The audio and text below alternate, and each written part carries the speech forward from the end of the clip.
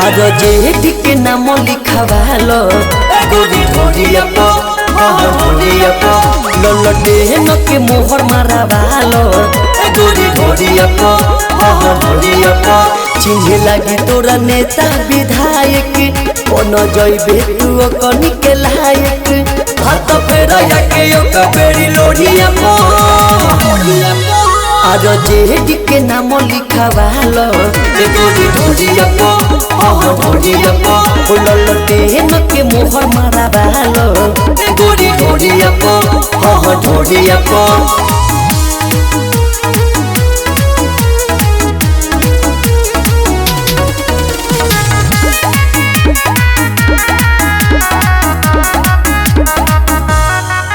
बन जइबू रंगबाज करे लगबू तू राज जब आइला लुक सड़क रे हो अबे ना मावा के सोड़ बात मानल तू मोर यारे सच कहत बनिया आज रे कहत बनिया सुनबू बन जइबू रंगबाज करे लगबू तू राज जब आइला लुक सड़क रे हो अबे ना मावा के सोड़ बात मानल तू मोर यारे सच कहत बनिया आज हो चारों तरफ छपा जाए परचा खाली तोरे चली जाने चर्चा आके सुती जा तू एको बेरी बोड़िया पो और जेठ के नाम लिखवालो गोरी ढोलिया पो ढोलिया पो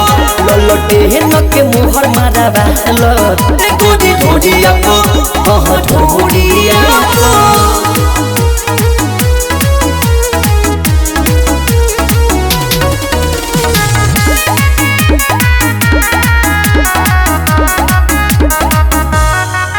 सबे फोन तोहार धरल चाहिए कबार तनी आके पोजोड़िया में सट जो कही रहू किशोर बारू गजब बिजोड़ तनी जाके तू कौन से पायट जो